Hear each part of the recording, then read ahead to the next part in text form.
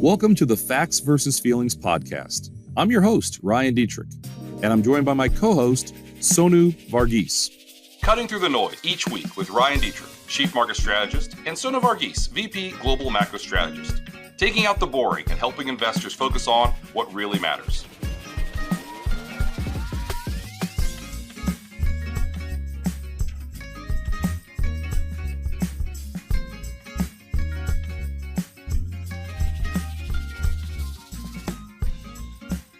Well, Sonu, have you recovered from the terrible news today? Absolutely horrible news. I know you're crushed. There's no jobs data on Friday. How are you going to do? You going to be okay?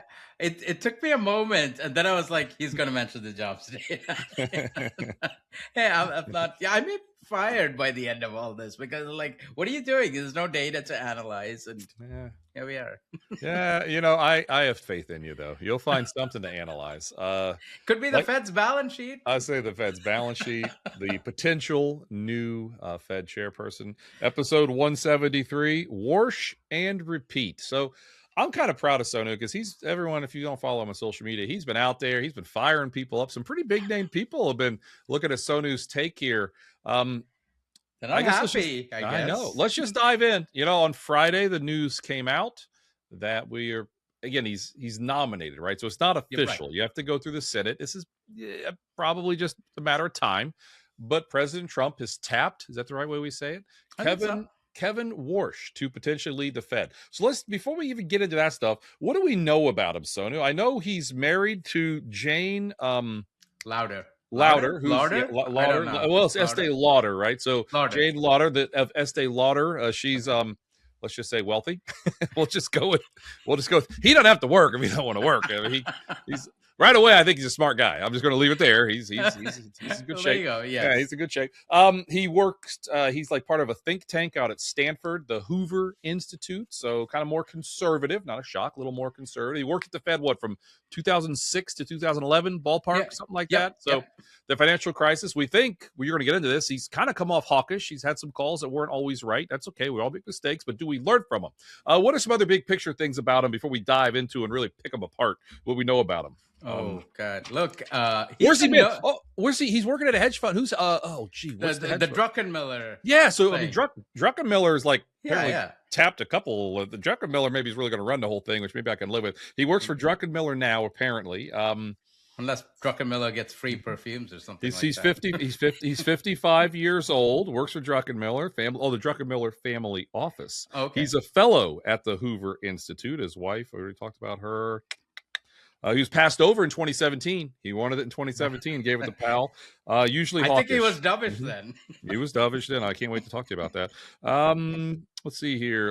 And the Hoover Institute's based on a president during the Great Depression. So the president named Hoover. After a president to quote our dear friend Neil Dada. You know. So it seemed like about every shout out to Neil. It seems like about every year he would write a op-ed piece in the Wall Street Journal just slamming the Fed. Like it's like it's like he was mad at the Fed for not being part of it. Now he's back in it. I think we've set the groundwork. Now Sonu, tear him apart. Go ahead. Let's hear it. Look, he's a known quantity, but at the same time he's so unknown. I think the one thing you can't say about him is that he's always wanted to be Fed chair. Gotcha. Right. And what's interesting, he's like an establishment guy, right? And what's interesting about this whole thing, and this is, I want to say what triggered maybe is a word for it. A lot of people online is like, all of a sudden, look, one thing Warsh is good at is politics, especially establishment politics. It's amazing to see how many establishment figures, but both on the right and the left, coming out to say, hey, this is a great choice. True. And then you have people like me. I'm like, this is a terrible choice. Sorry, I'm just saying.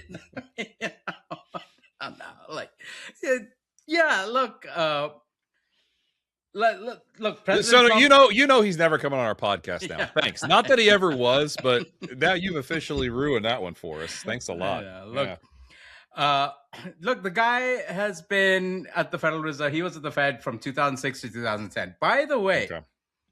2007, March 7th of 2007, he gave this speech. I'll just read a few pieces of that. Okay. Right? So he's talking about financial products and innovation by financial providers. He said, Moreover, remarkable competition among commercial banks, securities firms, and other credit intermediaries, people who provide credit, have helped expand access to and lower the all-in cost of credit. This is March of 2007, March 7th, 2007. Then he goes on to say, interest rate risk and credit risk exposures are now more diversified. Look no further than dramatic growth of the derivatives markets. In just the past 4 years, notional amounts of outstanding interest rate swaps, options tripled, and outstanding credit default swaps surged more than tenfold. These products allow investors to hedge and unwind. I'm starting to smile here. To hedge and unwind positions easily without having to transact in cash markets, expanding the participant pool. An important source of strength has been financial innovation. And while we have yet to see how much new products will play out in a more stressful environment, there almost certainly will remain a greater dispersion and insurability of risk. Basically, he's saying it's fantastic that we have all these new financial products. It's helped people diversify. It's helped people lower risk. That was March 7th, 2007. 20 days later, Bear Stearns goes under. A year and a half later, Lehman goes under. So fine, all of us get stuff wrong. Fair enough. Then in 2008, this is during the time when unemployment is rising. There's a crisis. He is, this. I'm looking at, a picture here. Maybe we can put that picture up of, the different Fed chairs. So everyone, Bernanke. By the way, one establishment figure who hasn't endorsed him yet? Bernanke. Okay, interesting. Bernanke hasn't come out and said anything. He may. He hasn't said anything yet. Okay. So this is a guy, he didn't openly trash Bernanke at some of the meetings, but our friend Claudia Sam had a post up where she was, she quoted some of the minutes from those meetings in 2008, 2009. He was like, he was going at him, right? Well, so there you go. In 2008, when all of us are worried about, a crashing economy, inflation is not really a worry. And he was like, I'm still skeptical that deflation risks rank as high as any of the other risks. And then later, in January of 2009, he's like, I continue to be more worried about upside risk to inflation than downside risk. And in 2010, January, he's like, if policy rates were to stay as accommodative, I would be surprised if inflation and inflation expectations stayed at levels consistent with price stability. For the next decade, goodness, we didn't have inflation. By the way, all this was happening where core PC inflation was running about 1.5% or so, right? And so he was a hawk at that time. Yep. Fast forward to 2017, he starts making some dovish noises. And guess what happened in 2016 November? It happened literally after that, right? President Trump got elected, and this guy was in the running for, chair to replace Janet Yellen. Of course, Powell got the job, which I think Trump still regrets, probably. And then, you remember 2 years ago, you and I were talking about, should the Fed cut rates or not? And, and then in September of 2024, the Fed came out, with guns blazing, 50 basis point cut. And we were like, yes, needed to be cut. Rates are too high. Back then, we thought they should have cut a quarter of the one before. And it's was they brought out their big eraser, because I remember that. That was on, I believe, my son's birthday, September 19th. But nonetheless, a lot of people said, hey, when they cut 50 basis points the first time, it's a recession, because it was in 2000 and 2008. The first cut was, or maybe it was 2008 and the great what's it called? COVID, the pandemic. Nonetheless, we pushed back hard against that. We were mocked. Because everybody said when they cut 50, it's the end of the world, and it wasn't. But go ahead there, Sonu. Yeah, but the thing was, rates are too high, 5.5%. Since then, they've cut 175 basis points. Yeah, you can quibble about should they have cut last month, but I think it's fair, right? I think 550 was too much, too high, too tight for the economy. Okay. There was one person who was really against that. Guess who was against the cuts, right? Kevin Warsh was against the cuts, and this was into September and October of 2024. Wow. And then November happened. What happened in November? Well, President Trump won the election. Okay. And guess who changed their tune? Suddenly, cuts are back. Cuts are back on the menu as far as this guy is concerned, right? So he changed his tune again. Suddenly he's for cuts. Now he's for even more cuts, right? Which is probably how he got the job, exactly. Right? Whatever. So we're going to, he's going to make different arguments, productivity boom. We can talk about all that, right? So I think the general notion, like on the comment, all the commentary is like, oh, he's been a hawk. I think the Wall Street Journal had an editorial saying, oh, Kevin Warsh is going to be a hawk, and that's going to allow him to lower interest rates in the future because that means he's going to control inflation. There's some weird logic there, which I didn't get, but set that aside. Okay. I think he's going to advocate for rate cuts. I don't think he's, like President Trump probably put him in the job saying, or implying that this guy should cut rates. And I think that's why he's there. That's why he's got the job. I think he's going to advocate for rate cuts. So on Saturday night, there was a roast in Washington, D.C. There were no cameras. You and I were talking about it, Wall Street Journal article. And President Trump did a little roast. And he was already talking about, because they apparently, I guess in the room was, Warsh was there. Trump was there. Powell was there. I said to be a fly on the wall. Wow. And Trump strongly implied, you're going to get my rate cuts, so. Or he's going to sue him. No, he's going to sue him. I mean, he's joking. Yeah. Well, who knows? Is that what the joke he said? I'll sue you if he does it? Is that what he said? Yeah. Okay. Again, it's we don't know officially because there's not like a videotape of it, but yeah. So right away, there's a lot of pressure. Now, what did Fed funds futures do? On Friday, did they move much in terms of more cuts this year, or what happened there? This year, I think it's solidified into, okay, we think we're going to get 2 cuts. Okay. But what's interesting is going out in the future, and 2 cuts, let's be clear, that's not what President Trump wants. No, he wants 1%. We're at 3.5. He wants 1. So long he way wants away. He wants like what, 12 cuts? Well, I guess you know what? I guess he'll take 2 cuts if the first one's 2% and the next one's 1.5%. That's 2 cuts. Yeah, I don't think Kevin Warsh. That's a Moran style cut, right? Yeah, that's a Stephen Moran cut. Yes, exactly. Yeah. So here's the thing. I do think this will ultimately result in a slightly, and I say slightly, more hawkish Fed near term. And that's not because I think Warsh is a hawk. I think he's going, like I said, I think he's going to advocate for rate cuts. He's been malleable on that, right? It depends on who is in the White House. And right now, Trump's in the White House. I think he'll say, you know what, we want low rate cuts. We want low rates. I think the rest of the committee is likely not to take him very seriously because of all this convenient conversions from hard money guy to easy money guy, back to hard money, back to easy money. So, and then, we could talk about the balance sheet too. I think his views about the balance sheet is very misguided as well. All the more reason why I think a lot of the other members will sort of ignore him. Remember, we just had a Fed meeting last week. Yeah. Right? And they, which is like whatever. We knew, everybody, I think, expected that they wouldn't change interest rates, and they didn't. But the vote was 10-2. 10 for pausing, 2 dissents. One is Miran, set him aside, right? He wanted a 50 basis point cut or something like that. And the other was Chris Waller. And this was before the announcement of Warsh being the nominee, right? And so I think Chris Waller probably, I like Chris Waller. I don't mean to be cynical. So let's take, he's serious about, what he does in forecasting the economy. I think he really believes the economy needs maybe 1 or 2 cuts more, which is probably why he didn't get the job, because, President Trump wants more cuts. More than that. But that leaves 10 members who are not willing to cut. Warsh is going to have to come in June and convince all of them that we need to cut rates a lot, right? And this gets back to Fed funds pricing. Yes, the Fed funds pricing, markets are pricing 2 cuts in 2026, but beyond that, that's it. Markets aren't pricing any more cuts, nothing. Yeah. The Fed funds rate is expected to stay above 3%. That's not good for the administration. I don't think Warsh wants that as well. So I think we'll see a struggle. I think we'll see a tussle. I don't know, maybe by the end of this year, Warsh may be under criminal indictment if he doesn't give President Trump more cuts. I have no idea. But anyway, we can talk more. So. Well, there's so much there. Where do you want to go? I don't even know. I mean, of course, silver and gold's out there. I mean, maybe let's talk a little more. How about this? So here's this new guy coming in charge of the Fed, June-ish.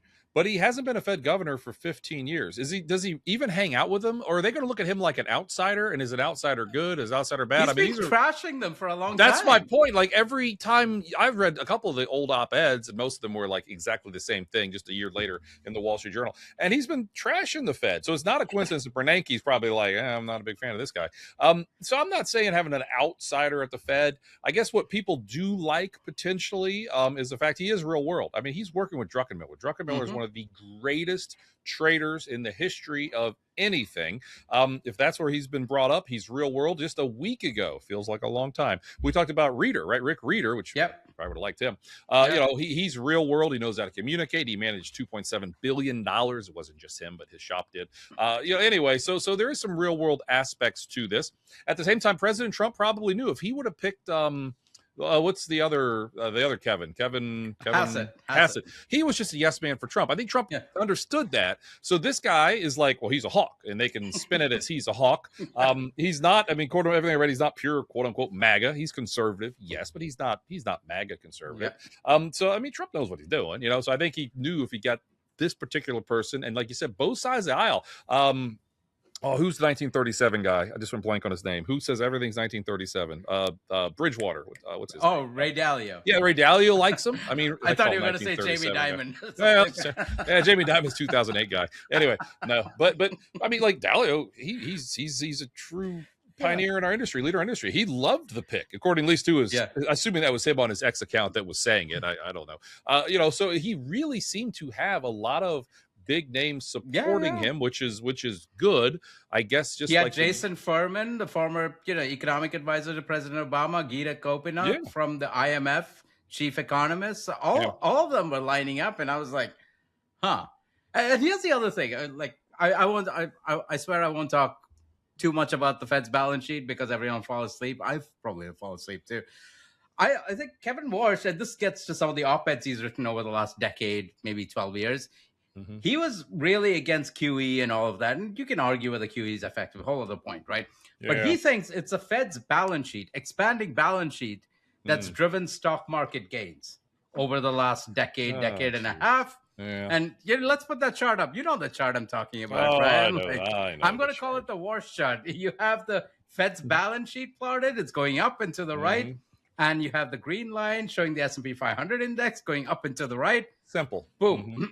Correlated. Why is the market going up? Because the Fed's balance sheet is expanding, except as you and I have talked about constantly, it's been profits driving this. It's not valuations or anything like that. Yes, valuation is a small piece of it, but everyone listening on just listening, not watching it. The Fed balance sheet started to roll off and roll lower 3 years ago, approximately. I mean, and that's what we were saying. There's no recession coming. That was one of the many reasons people thought a recession was coming. But corporate profits, which we'll dive more into profits here in a little bit, continue to soar higher. That is what's justifying this bull market. So talk to me a little bit more about that one. What else? Yeah, look, Warsh's views on the balance sheet. Basically, it's I don't know. Well, I'll say it's a way to say a lot without meaning anything. That's what we do. That's what we do every week on this podcast. That's perfect. I like the guy. There you go. We should get him on. Look, I think it's his comments about the balance sheet. It's designed to impress the quote unquote very serious people in and around Washington. It's like, oh yeah, he's using big words with the balance sheet. And that means he knows what he's doing. Look, in reality, it's just crank stuff, right? It's crankery. This whole take money out of Wall Street by trimming the balance sheet. Sorry, that's just BS. Right. And by BS, I don't mean balance sheet. I mean the other BS. That's funny. Balance sheet. That's funny. Yeah. So, look, if he's trying to trim the balance sheet, by the way, what happens? Money markets will have an issue, like what happened in 2019. Money markets hits the skids because of, Warsh's misguided views about the Fed balance sheet. And by the way, if that happens, liquidity gets drained. The stock market takes a hit. The stock market's not going to like that. And my guess is Trump is not going to like that either.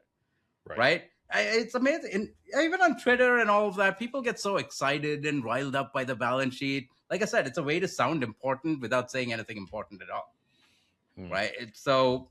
Hey, but one way he could shrink the balance sheet, Ryan, is sell mortgage-backed securities on the Fed's balance sheets to Fannie and Freddie. That's what Trump wanted to do. anyway. But the problem is that's not going to reduce spreads too much, right? It's not going to reduce mortgage rates. That's a whole other thing. Anyway, I swear, I'm going to stop talking about the balance sheet. No, a lot there. I mean, I think we've probably done it. Well, I'm sure, there's a good chance we talk about Warsh a lot more the next 6 or 7 years, give or take. How long are the terms for? 4 years now. 4, be the term. And then he can stay on. I believe, like Barry on our team was telling me this. Apparently, the Fed governor's, tenure lasts like 14 years or so once you come in. That's a long time. He's a young guy too. 55, according to at least the data we saw. Yeah, interesting. Okay, well, let's take part 2 of this then. On Friday, we came in and we saw gold and silver down. Lot. Yeah, silver is down, I think 27%? 27%. Yeah. And it's still up 19 on the year, let's be clear. It was up almost 65% or so at the peak for the year, just on like Thursday. So think about that for a second. Gold was down 8 or 9%. By the way, that was the worst day for silver in history, at least according to data we were looking at. Now, maybe this day in the 1800s, I don't know. By the way, I did not know this. Jeff DeGraff at Redmac pointed this out. The Chinese call silver the devil's metal. How about that? I read that. Yeah. Yeah. So I don't know about that. It felt like it then. And then friends of Bespoke pointed out that Hyo Silver, who was that? That's what's his name? Who says Hyo Silver? Gee whiz, just went blank. It started like in 1933. It was the anniversary of that. The Lone Ranger. Sorry. The very first episode of The Lone Ranger on the radio was in 1933 on the whatever day that crash was, the 30th. I mean, how about that? I mean, you can't make that up. So Hyo Silver crashes, so many years later. And the Devil's metal sure played out. And then, so again, we saw just incredible volatility. You and I talked a lot.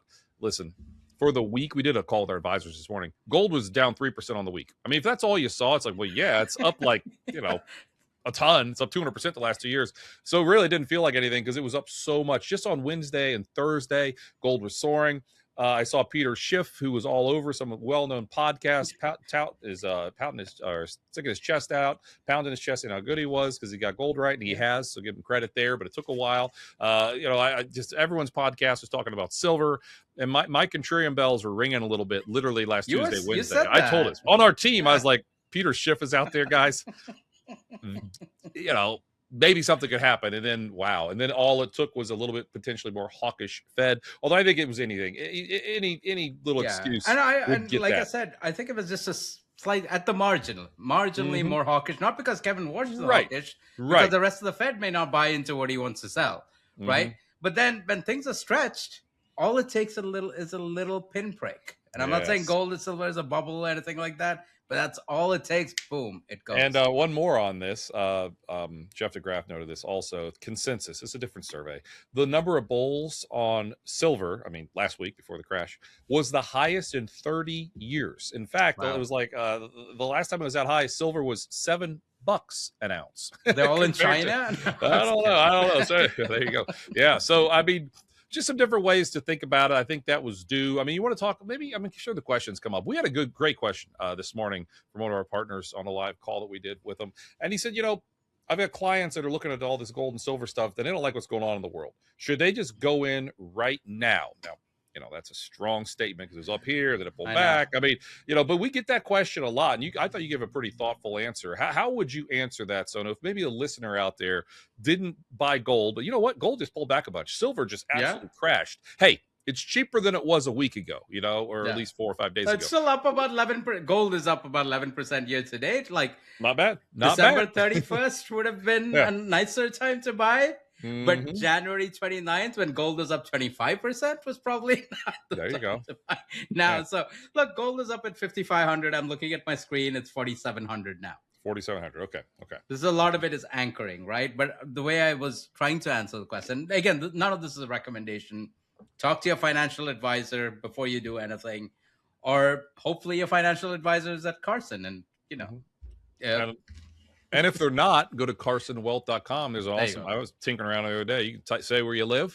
We'll find you an advisor who lives here. We're in like 45 different states. We got them all over the place. And honestly, this day and age, you don't really need an advisor near you. You just want the right advisor, so you can communicate virtually as well. So carsonwealth.com, check it out and get you a great advisor that'll help you. And we have 500 of them. And they work with Sonu and I every single day. Hint. There you go. Yeah. And look, 3 things. One is if you're going to buy gold and silver, you got to decide, are you going to go buy coins? Hmm. In which case, you probably want to buy some tomato soup and canned goods and some guns too, because you got to store the stuff. So again, not a recommendation. I'm gonna get into trouble for all this. Yes, you are. But the other option is, okay, you're buying ETFs, right? Now, then, okay, let's assume you're buying some ETFs, right? You're not going and buying coins, because with coins there's a premium. Right, you have to find the right coin dealer to buy the stuff from. Maybe it's Peter Schiff's. Excuse me, that's called a numismatist. My father was a numismatist. So if you need to buy a coin, trust me, I can't pronounce that. I mean, if you ever need a question, no, I'm not even going to try. On Jeopardy, numismatist. That was what my father was. Numismatist. No kidding, I didn't know that. That's a coin dealer. So, finally, it took about 4.5 years. I finally found something you don't know that I knew, Sonu. Other than I've got some questions coming. Does he know Peter Schiff? We'll leave it there. Oh, he probably did. He probably was a big fan because he's a coin dealer. So of course he wanted gold to go higher. They all did, Yeah. So if you go to the dealer, I mean, first of all, you need to make sure that I assume you have to figure out, is he going to give me gold, or is he going to give me something lead painted gold, right? So you got to figure that. There's a premium attached to the stuff. And there's a premium on the way in, probably on the way out. So most people who buy coins, I know several people who are into coins, and there's no out for them. They're going to keep it forever, right? True. And hopefully their kids and things like that. But if you're going to buy an ETF, then you got to think of, okay, you're putting this in your portfolio. What are you taking out? Are you taking stocks out? Are you taking bonds out? Are you taking cash out? Some combination of that.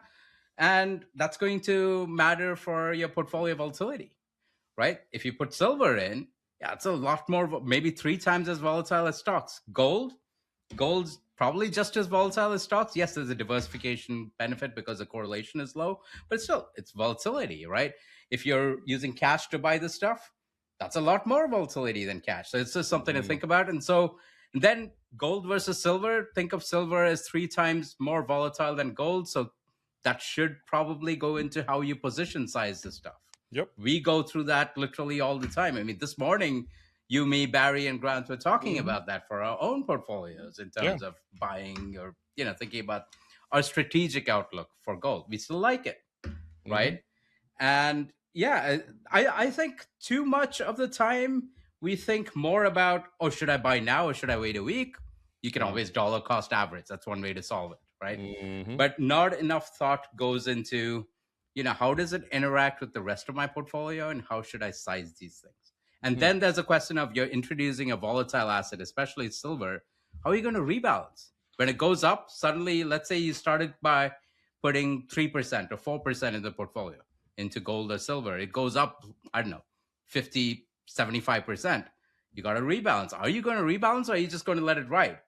You can let it ride, but then one fine day, if it's down 25%, you take the hit. Oh, yeah. Right? Yeah. So it's a lot of things to think about. And like I said, I would spend more time thinking about that stuff than about, should I buy today or should I wait a week? No, great stuff there. I mean, it's, when you see an asset do what gold has done, and you have your neighbors and your friends, if people talk about how much money they made, and if you weren't in on it, you kind of get a little jealous and make some bad investment decisions. But it is cheaper now than it was the other day. So, like Sonu said, I think the key concept being, and we've said this a lot, like a broken record, I don't think that was a peak in gold. Maybe it was for several months. I mean, maybe silver peaked for a while, but I don't think that was a peak in silver either. These bull markets last a lot longer than you think. And silver just broke out, like literally the last couple of months, from levels it was trading at in 1980. It wasn't that long ago. Silver was at $50. Okay, I know it sounds like, but no, it wasn't that long ago, and silver broke through. So those are things there. I'm looking at the time. We've got about 20 minutes. What else want to do? Let's take on that. Yeah. You mentioned, silver going out, like.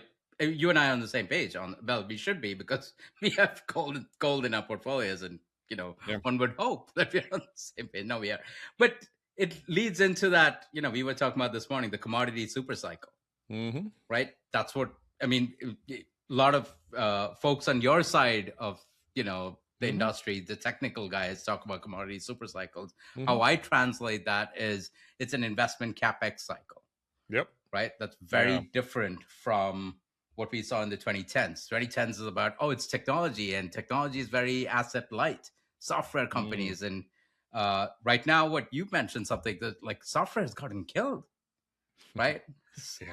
Software is, I mean, I don't know. I follow like 100 different subsectors. I mean, software is like the weakest one. I mean, there might be something weaker, but yeah, and Microsoft is down 10% on Thursday, and a couple of different other high profile disappointments at earnings season. But it's not like it just started, you know, and there's a lot of talk. AI's eating some of the software. I don't know the answer to that, but maybe it is. And what Microsoft said, I think it's, what's the cloud? Azure? The Microsoft cloud company. Azure? Yeah. Azure? I think that's what it is. That came in a little disappointing, revenue a little disappointing. I mean, the headlines of Microsoft beats, but then you kind of dig in. But the other side of this was Meta. Meta said they're spending a lot of money on AI, just like Microsoft said. And even more than what we expected. We put that chart in our outlook.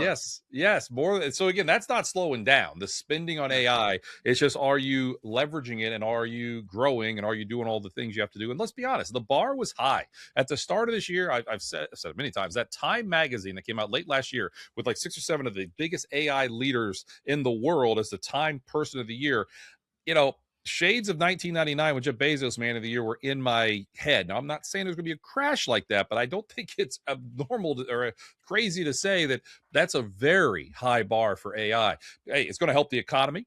These companies are going to keep doing it. We're all leveraging AI more and more almost every single day. There's different ways we all can leverage it. But from an investments point of view, it's all about what's priced in, what's not. When you see all the AI leaders sitting up there as a Time Person of the Year, that is a high bar. That's all I'm going to say. And that's tech's kind of lagged a little bit. I mean, but again, software has lagged. And last week we talked about semiconductors haven't. I mean, semiconductors are strong. So it's kind of this dichotomy. Small cap tech has done great. Large cap tech, not as much. It's just the baton being passed around. I want to be clear. But that's something that clearly has caught our attention for sure. And it gels into that, again, that's commodity super cycle, right? Yep. We are talking about tech.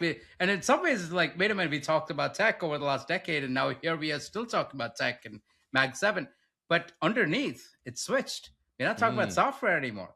We're talking about tech companies being capital intensive, right? They're making these massive investments. We're not talking about these tech companies being asset light anymore, right? But that leads to more investment. It also gets to, again, Warsh is going to come in back to Warsh, right? He's going to come in and say, always back to Warsh. Oh, it all comes back to Warsh. I'm going to be sick of hearing this for the next 4 years.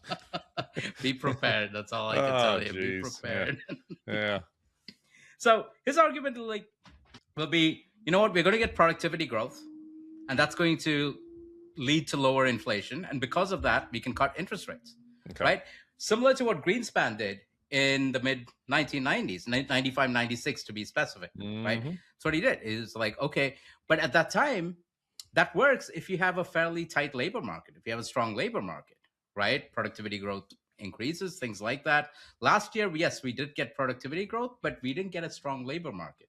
So the question is, you know, how much? Yeah, I don't think that can continue for too long. At some point, either the labor market falls off or it becomes stronger, and hopefully productivity growth continues on that strong above trend pace, right? I think actually I'm in this camp that I think the labor market data will improve, right? But that also leads to, look, if we are in a capital intensive investment boom over the next several years because of AI especially, that's going to lead to a situation where interest rates will have to go up. And by the way, that's actually what turned Greenspan from a dove in the mid 90s, 95, 96, into a hawk by the end of the 90s. By the late 1990s, he was actually a hawk again because he's like, oh no, I need to increase interest rates. And that's because, you know, when a lot of companies are building a lot of infrastructure, in that case, .com boom, fiber optics, things like that, same thing right now. If that's going to push up prices, you need higher interest rates. And usually when you get a productivity boom, when you get strong economic growth, all that is good. That also raises the interest rate that you need to be at, right? So that's the other side of this. But anyway, we'll see. Yeah, we'll see. Yeah. Well, good stuff. I mean, literally the time you and I are recording this on Monday afternoon, Groundhog Day. It's Groundhog Day. Did he see his shadow? I don't even know. I've been too busy today.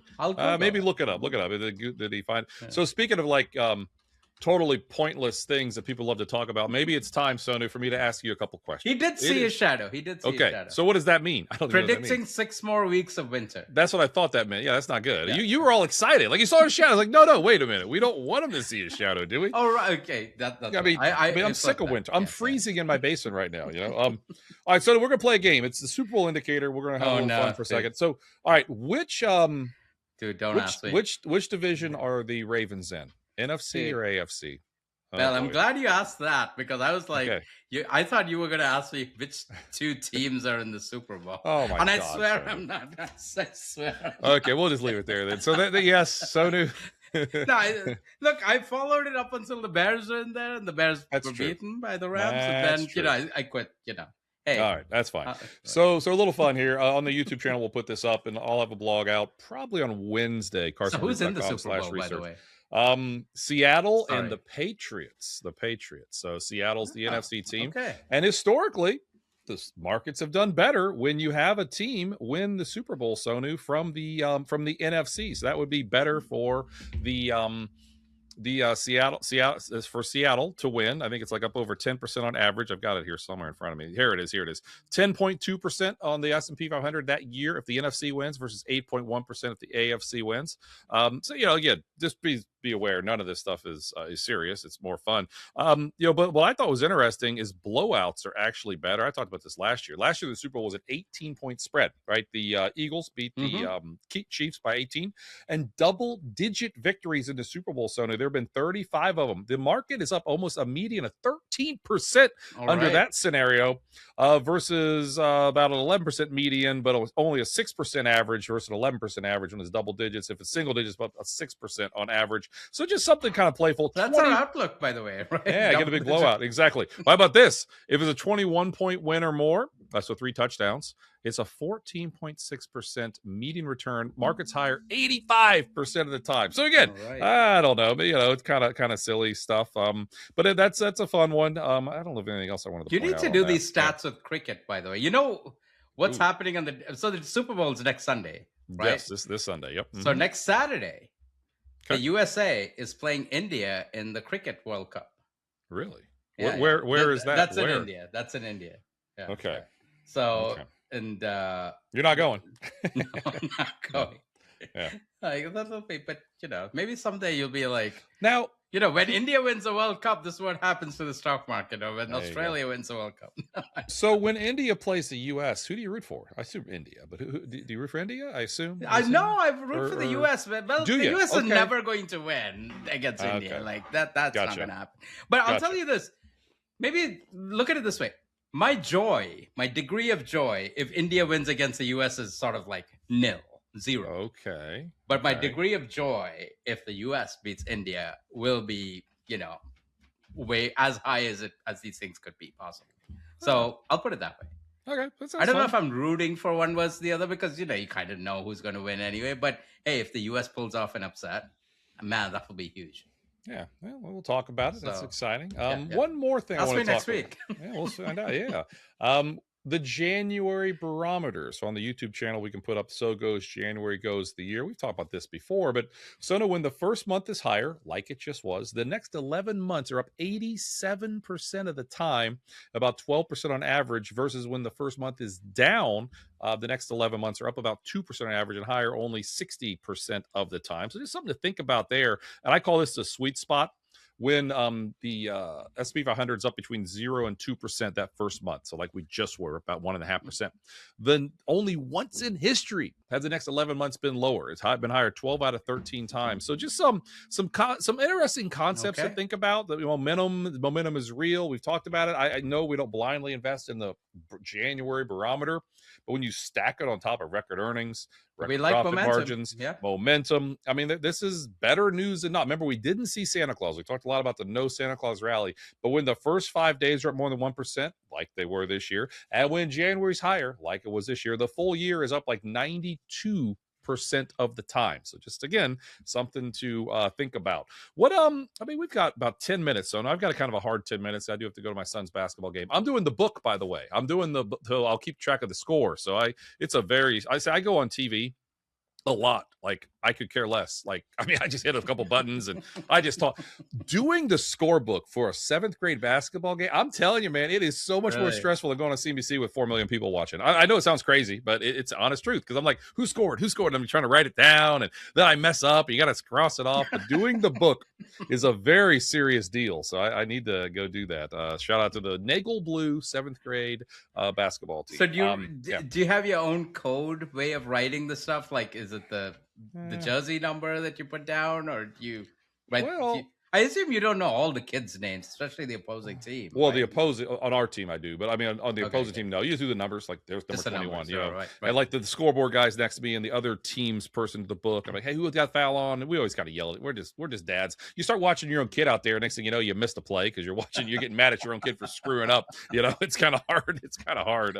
Like, don't embarrass me. Yeah, don't ruin. I always say, don't ruin the family name. You know, don't ruin the family name. You know. Anyway, I do that. I do that enough. I do that enough. You know. I could have been at home watching cricket. Exactly.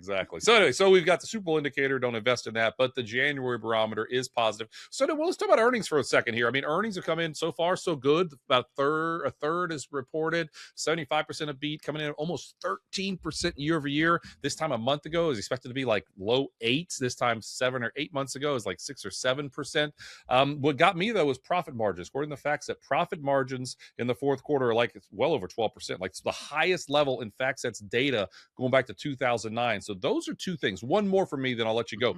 Again, according to FactSet, industrial earnings up 15% year over year, expected to be flat. Okay, that's kind of incredible. And industrials are a big part of the economy. If they're strong, it's hard to get bearish the economy. Industrials last month closed at an all-time high on a monthly basis.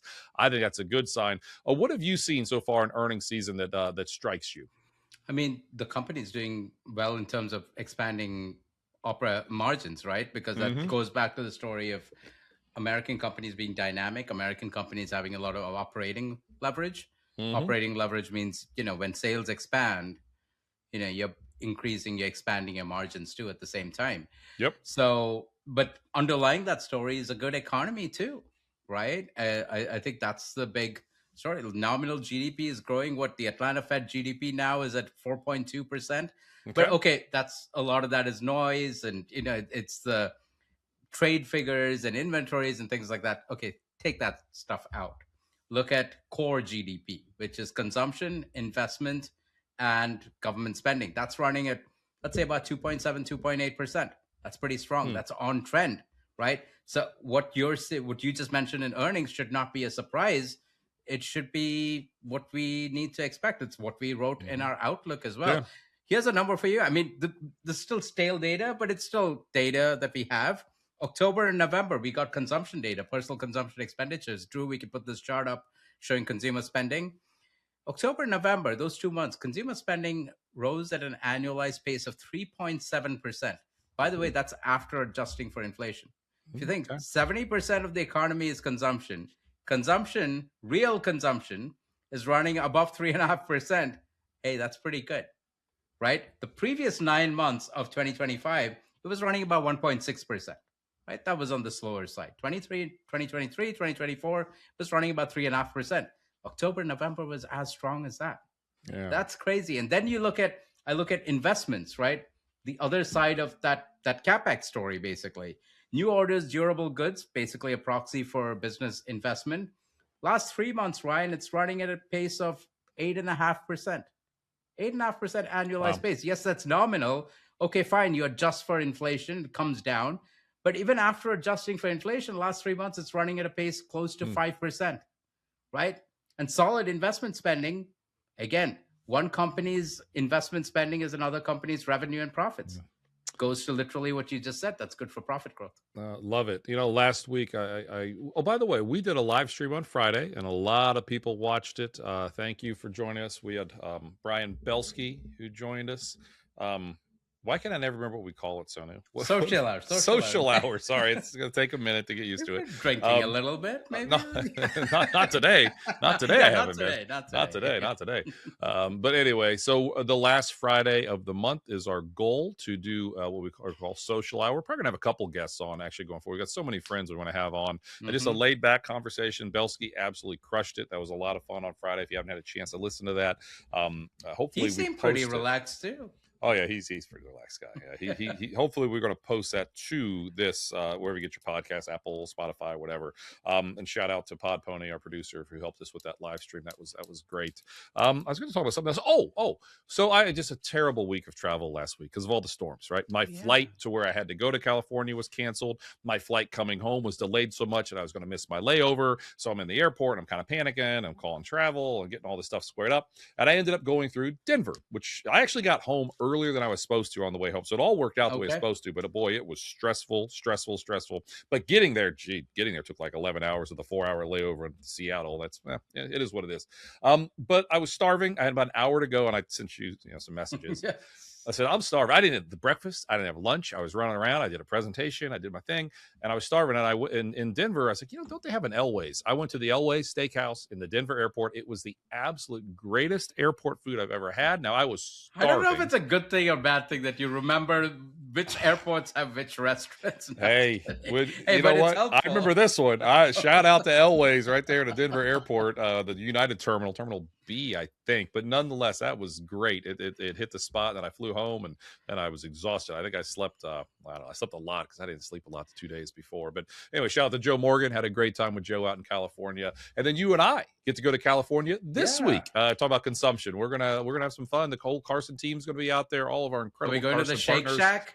I don't know. It's not the Shake Shack. It is a Shake Shack. Yeah. But it's maybe a little too far not. So just so that everyone listening knows, this is literally like a shack on the side, on the coast. Near Newport Beach. So I guess it's a little ways further north from San Diego. You could go there at 7 a.m, get breakfast, and get a milkshake. And we do like our milkshakes around here. So we're gonna have a lot of fun honoring and celebrating with our Carson partners at one of our, I guess it's what we call partners, first quarter partner summit, regional summit, something like that. Yeah, we probably should know. Sorry, marketing, but we'll be there. We'll be there. San Diego. We'll have a lot of fun with our Carson partners. All right, Sonu, we're kind of near the end. What else? What's on your docket this week? I guess we're going to San Diego. Any economic data you're going to be watching? Jobs number on Friday. I guess no, because the government shut down. I know.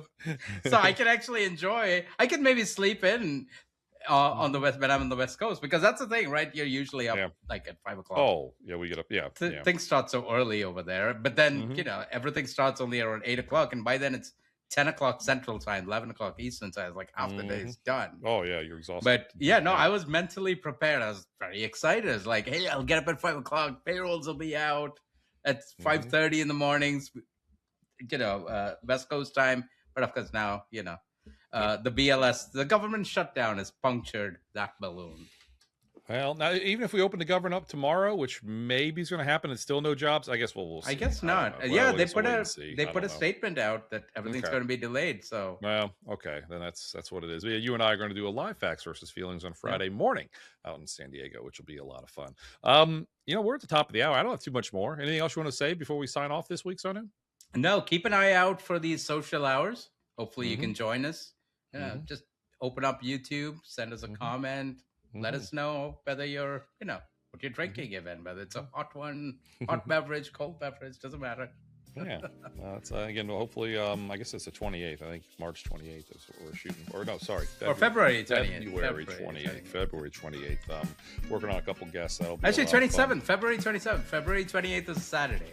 Okay. In that case, it's February 27th. There we go. So definitely, wherever you get your favorite podcast, like and subscribe and give comments. Feel free and do that.